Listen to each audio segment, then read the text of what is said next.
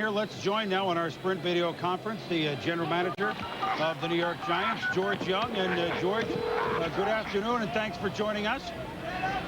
Good afternoon, Chris. I'm trying to fit in that small box.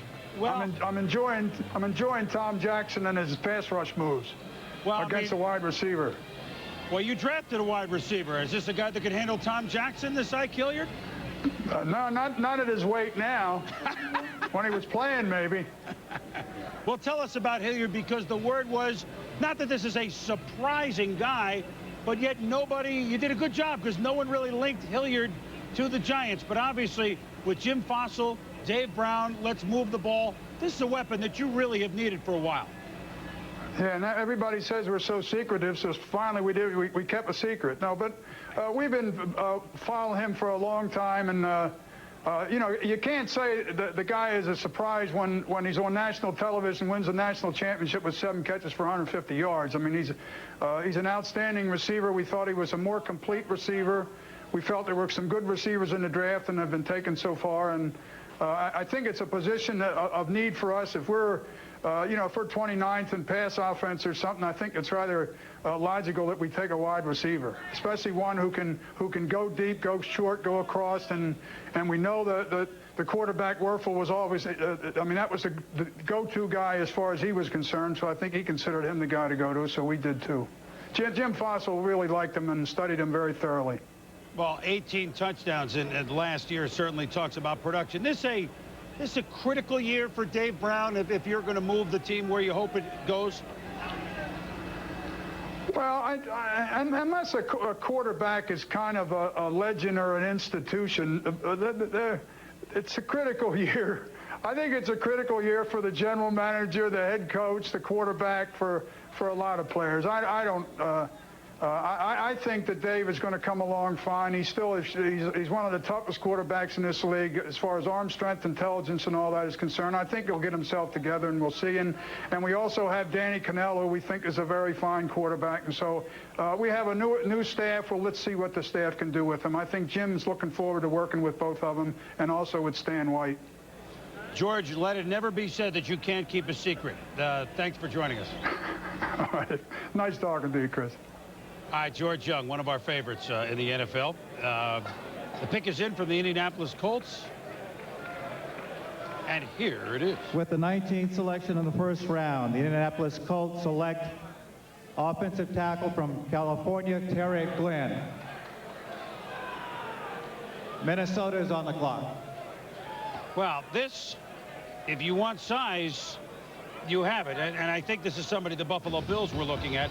So the Colts may have hurt a team in their own division with the pick. I'll say a second straight year that I think Tobin did a good job. When Marvin Harrison last year, they considered Pete Kendall. They need a left tackle. And you see Tarek Glenn. He's had 2 years, played some right tackle here in the East-West Shrine game. Did a good job neutralizing Mike Vrabel. Over on the other side, here he is, left tackle in the same game, neutralizing Matt Pincus from Ohio State. He's experienced, despite having only 2 years at the offensive tackle position. A former defensive tackle, 354 pounds during the year. Now he's 331. I think that's the key with Tarek Glenn. He got his weight down. He's working with a nutritionist, controlling his diet, and he's only 20 years of age, Joe. So this is a kid who's going to get better on the upswing. Certainly a left tackle is a critical need area for the Indianapolis Colts. And I look at you looking at a way to get invited to a Tobin's house for dinner because you finally said something good about that. I think you have to take a look at the offensive line of the Indianapolis Colts. There they have them. You look at the starters, Matthews, Waddell, Loudermilk, Leuenberg, and Mandrich. Mandrich recycled again. Leuenberg, Loudermilk, a little bit older,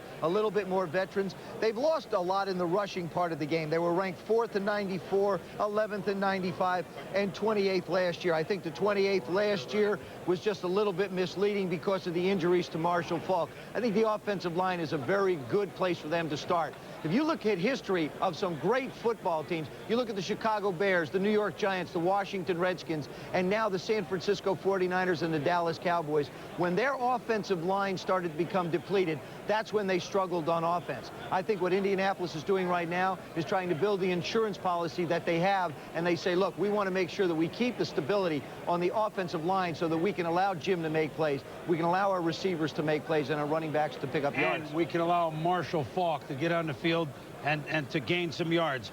Rumor that he might be on the trading block, we don't think so, nor should the Colts do it. Minnesota on the clock. We'll be back.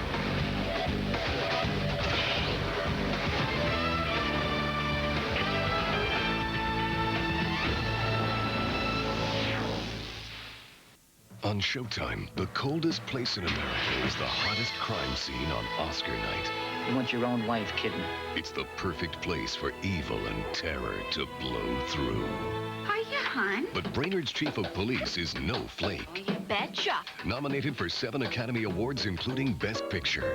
Is there anything else you can tell me about him? He wasn't circumcised. Oh, yeah? Fargo, this month on Showtime. Premieres Friday, April 25th, here on Showtime and Cox Cable.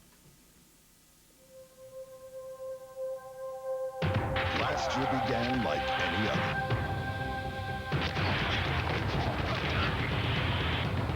But as the season began to develop, it became clear that changes were happening.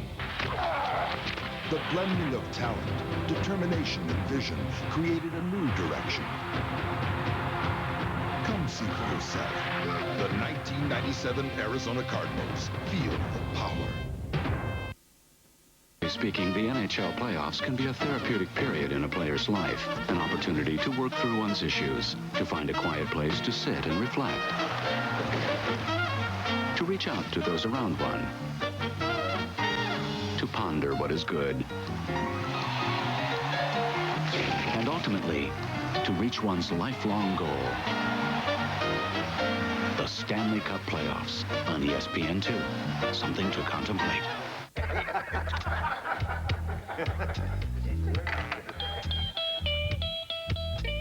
Sounds pretty good. Can I see the guitar? You play? I've been known to.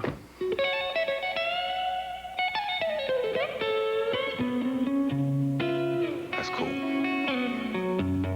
What's your name? It's on your guitar. Since 1873. Original Coors, pure and simple. If your parents can't afford $40,000 for college, ask your uncle. The Montgomery GI Bill plus the Army College Fund. Now $40,000 for college. Call your recruiter to find out how to qualify. The Michelin X1 with a 6-year unlimited mileage tread life warranty gives you better wet traction than any rain tire, plus Michelin confidence in most driving conditions. Because you don't just cover a lot of miles, you cover a lot of weather. Polaroid presents the NFL Draft Snapshot. It is my pleasure to announce the winner, Eddie George, Ohio State. Winning the Heisman was just the beginning for Eddie George. With the choice just obtained, Houston Oilers select Eddie George, running back, Ohio State. The Oilers knew they drafted a good one in George, who was the 14th overall selection and the 3rd running back chosen.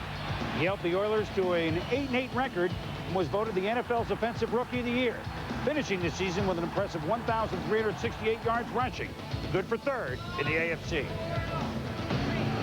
God forbid we have anything fall on the ground. Well, we're back at the draft, and certainly the Oilers with a great pick last year at Eddie George, just picking up where he left off as a Heisman Trophy winner and an outstanding big back for them for a long, long time, wherever it is that the team plays. Houston, or that they become the Tennessee Tuxedos. Well, Minnesota now on the board, and wide receiver here, even though Chris Carter, Jake Reed, I mean, that's not a position of need right now for the Vikes actually could go about 4 different ways here, Mel. They really have a lot of options. I think when you look at the Minnesota Vikings, a lot of options. Look at the wide receiver chart. We, of course, see Ray Caruth, the top wide receiver, still on the board at this point with that great speed during his workout. 75 balls thrown his way, only dropped 1 pass. Will Blackwell, I've always had as an underrated player out at San Diego State. Junior came out early. Should be a good 2nd-round pick. Remember, Chris Collinsworth went in the 2nd round the same year David Burster was their 10th pick. So let's not all get wrapped up in who's the 1st-round picks are. They're not always successful. Kevin Lockett in Kansas City will be a nice addition, pick for them in the 2nd round. The best downfield blocker, the wide receivers, also underrated. Mason can be a good punt returner as well. I like Macy Brooks because of his size. Keith Poole to me is more of a Ricky Pro type. Good number 2 receiver, or at best maybe a 3rd option. You see, Mel, but I also think you have a situation where running back becomes a very viable alternative for them. I mean, you've got Smith out there, you've still got Dillon out there. I mean, take a look at the running back position. Sure, you signed Robert Smith for 1 year. That's just 1 year. But after that, you got Charles Evans, Leroy Hort, and Scotty Graham. Nobody really that's been able to take the ball down the field any distances for you. I would think running back could be a very good choice. It's good to have one, but